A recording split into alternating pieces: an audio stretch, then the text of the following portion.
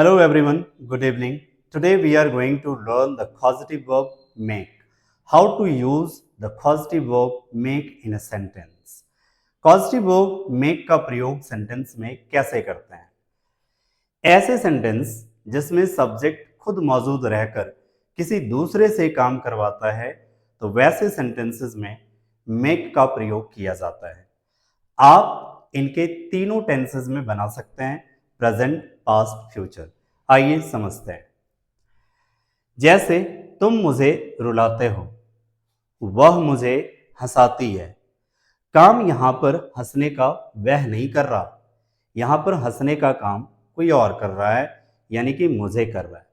तुम मुझे रुलाते हो, सब्जेक्ट तुम है लेकिन काम ये नहीं कर रहा। तो बच्चे ऐसे सेंटेंस, मेरे भाई ऐसे सेंटेंस जिसमें सब्जेक्ट खुद मौजूद रहकर किसी से काम करवाता है, किसी दूसरे से काम करवाता है, तो वहां पर मेक का प्रयोग करते हैं। अब इनके लिए स्ट्रक्चर्स दिए गए हैं। जैसे प्रेजेंट की बात करें, ये प्रेजेंट का स्ट्रक्चर है। यहां पर मैंने पास्ट का दे रखा है, आगे फ्यूचर भी है। तुम मुझे रुलाते हो, अब इसके हिसाब से पहले आपको सब्जेक्ट रखना है, फिर सब्जेक्ट के अकॉर्डिंग मेक या मैक्स का यूज करेंगे। सब्जेक्ट अगर प्लूरल है तो मेक का प्रयोग करेंगे। सब्जेक्ट अगर सिंगुलर है, singular means he, she, it, one name अगर है तो वहां पर हम लोग मेक्स का प्रयोग करेंगे। सब्जेक्ट अगर I, we, you, they and plural है तो फिर आप मेक का प्रयोग करेंगे। मेड का प्रयोग हर किसी के साथ होता है, तो करते हैं। सब्जेक्ट के बाद मेक या मेक्स लगाना है, फिर आपको ऑब्जेक्ट रखनी है, फिर वर्ब के first form, then after O W का मतलब अदर वर्ड्स। तुम मुझे रुलाते हो, क्या बनेगा? सब्जेक्ट यू है, तुम है यू, यू के साथ मेक लगाएंगे, यू मेक, क्या हो जाएगा? You make.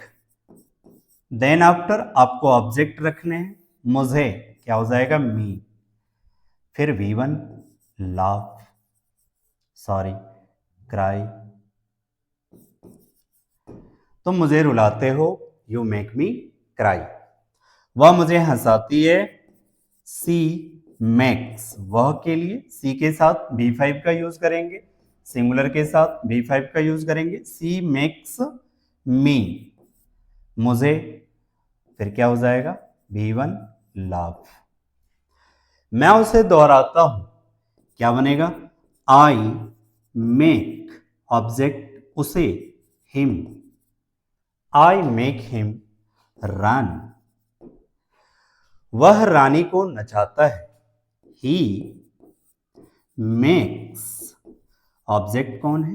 Rani, he makes Rani dance. वे हमसे मेहनत करवाते हैं, ये बनाना है आपको कमेंट सेक्शन में। तुम मुझे रुलाते थे या तुमने मुझे रुलाया, ये क्या है? पास्ट। जैसे बच्चे तुम मुझे रुलाते हो, ये प्रेजेंट की बात है मेरे भाई। तुम मुझे रुलाते थे, पास्ट की बात है। कैसे बनाएंगे? यू। सबके साथ पास्ट में बच्चे मेड का यूज करना है। हर किसी सब्जेक्ट के साथ आपको मेड लगानी है। यू मेड मी, मुझे रुलाते थे, क्राई।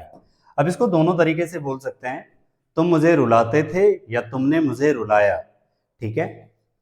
उसी तरह से वह मुझे हंसाती थी, क्या हो जाएगा? सी मेड मी लाफ, सी मेड मी लाफ, या उसने मुझे हंसाया। मैं उसे दोहराता था, आई मेड हिम रन। वह रानी को नचाता था, ही मेड रानी डांस। कुछ नहीं है। सब्जेक्ट के बाद प्रेजेंट है तो आपको मेक मेक्स यूज करनी है सब्जेक्ट के अकॉर्डिंग।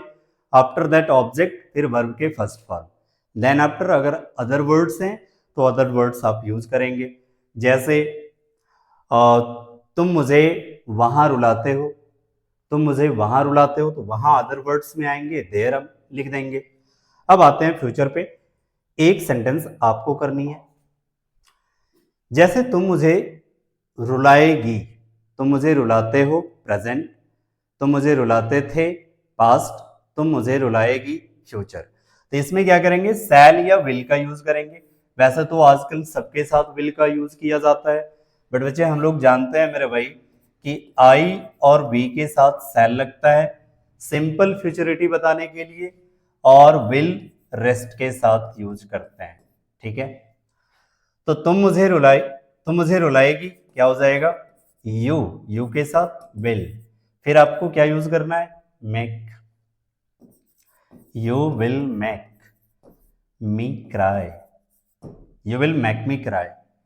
वह मुझे हंसाएगी, सी विल मेक मी लाफ। मैं उसे दोहराऊंगा, आई शैल मेक हिम रन।